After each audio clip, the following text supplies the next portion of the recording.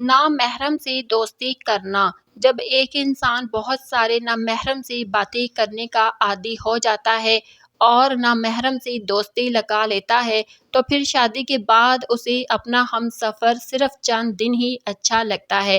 پھر اس انسان کو اپنے ہم سفر سے بوریت محسوس ہونے لگتی ہے اور پھر انسان کو اپنی پرانی نامحرم سے دوستیاں یاد آتی ہیں اور پھر وہ اپنے ہم سفر کو دھوکہ دے کر انہی پرانی دوستیوں میں مصروف ہو جاتا ہے۔ یہ بالکل حقیقت ہے کہ جو بھی شخص شادی سے پہلے بہت ساری دوستیاں لگا لیتا ہے تو پھر شادی کے بعد اسے صرف اپنے ہی شوہر یا اپنی بیوی کے ساتھ ٹائم پاس کرنا، باتیں کرنا اچھا نہیں لگتا۔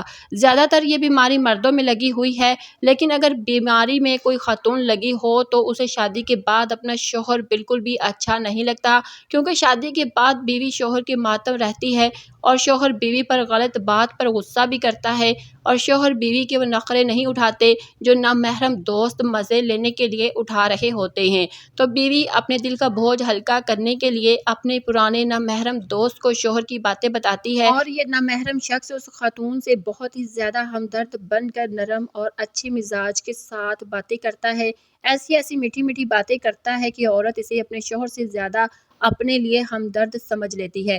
حالانکہ یہ نامحرم مرد صرف مزے حاصل کرنے کے لیے اس شادی شدہ خاتون سے میٹھی میٹھی باتیں کر رہا ہوتا ہے اور اشارتاً یہ بھی کہہ دیتا ہے کہ میں تجھ سے پیار کرتا ہوں وغیرہ وغیرہ۔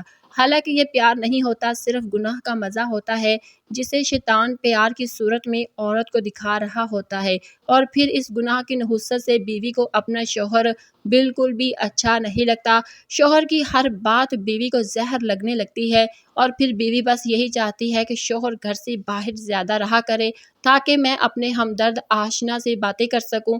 شاید میری اس ویڈیو پر خاتون یا مرد حضرات کو مجھ سے اختلاف ہو، لیکن میں یہ بات وضاحت سے کر دوں کہ میری یہ باتیں سب کے لیے نہیں ہیں، بلکہ ان کے لیے ہیں جو ایسا کرتے ہیں۔ آج ہی سے توبہ کر لیں، شادی ہوئی ہے یا نہیں کسی بھی نامحرم سے بات نہیں کرنی۔ اللہ پاک ہم سب کو ہدایت دے، آمین ثم آمین یا رب العالمین۔ ناظرین، اس ویڈیو کو اپنے دوسرے دوست احباب کے ساتھ بھی ضرور شیئر کریں تاکہ ان کا بھی بھلا ہو سکے۔ اللہ حافظ۔